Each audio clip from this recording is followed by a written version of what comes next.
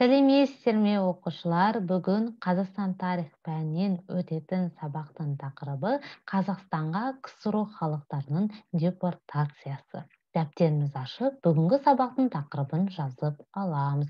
Зерттеу сұрағы: Қазақстан қалайша депортацияланған халықтардың өлкесіне айналды?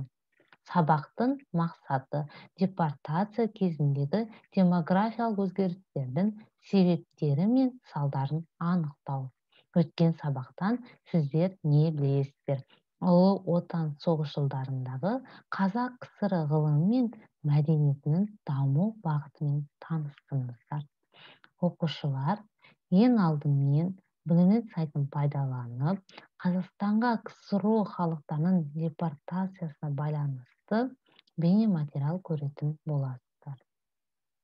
Не себепті кеңес өкіметі Қазақстанға өзге ұлттарды қоныстандыра бастады?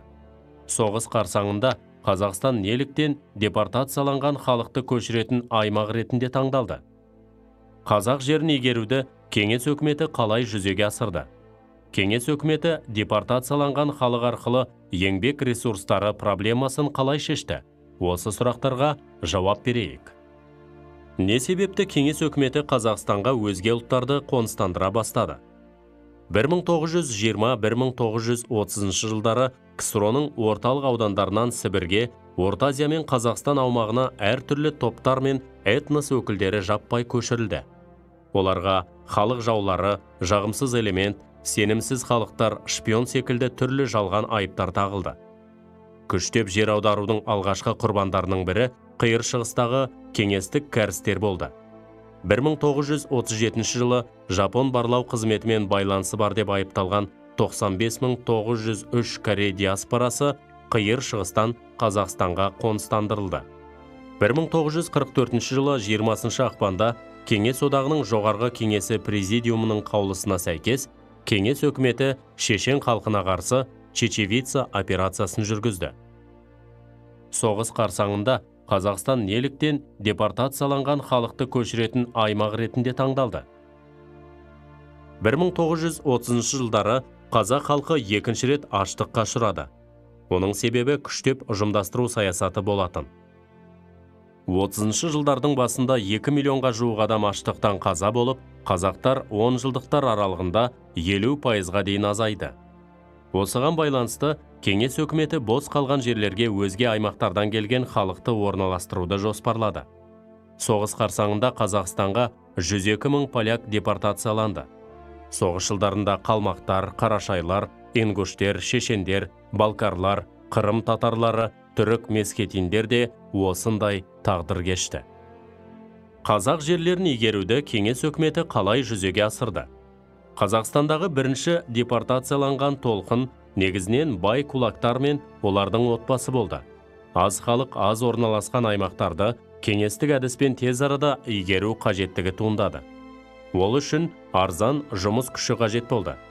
Мұндай әдісті кейін Германия өз тәжірибесінде қолданды.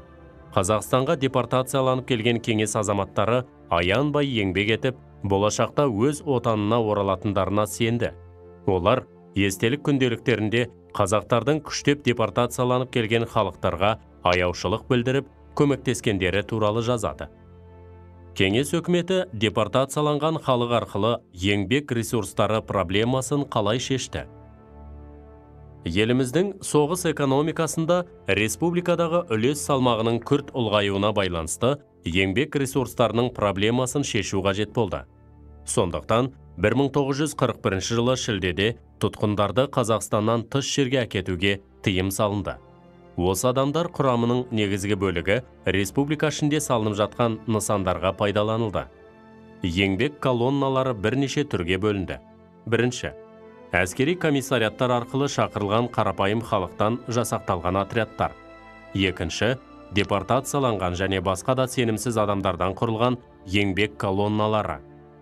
Үшінші, республика ішінде маусымдық жұмыстарды орындау үшін белгілі бір мерзімге шақырылған еңбек армиялары тағы басқалар. Қорытындылай келе, кеңес өкіметі жүргізген депортация саясатының салдары ауыр болды. КСРО ыдырағаннан кейін ғана депортацияланған ұлттар өз отанына оралуға мүмкіндік алды. Ал қуғын сүргінге ұшырап, күштеп қоныс аударылған кейбір халық өкілдері қазақ жерінде екінші отанын тапты. Қазіргі таңда көп ұлтты мемлекет болуымыздың бірден бір себебі күштеп қоныстандыру саясатының нәтижесі. Оқушылар бейнематериалды көріп аяқтады, ал енді қысқаша конспектті оқыңыздар.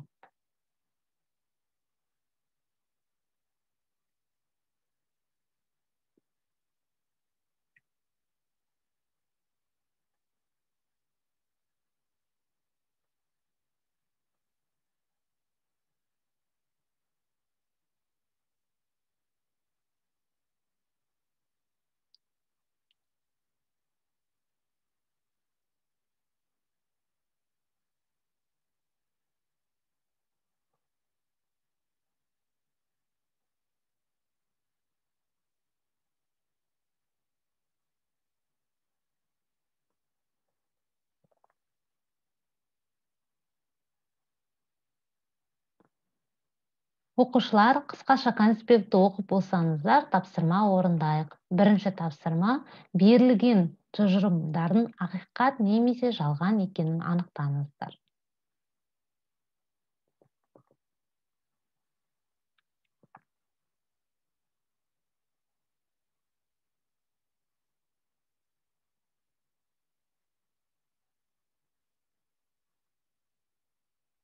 Бірінші тапсырманы орындап болсаңыздар, екінші тапсырма орындайық.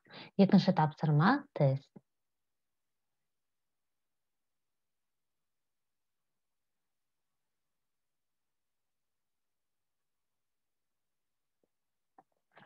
Оқушылар, егер сіздер тапсырмаларды орындап болсаңыздар, бүгінгі біздің сабақ аяқталды. Сау болыңыздар.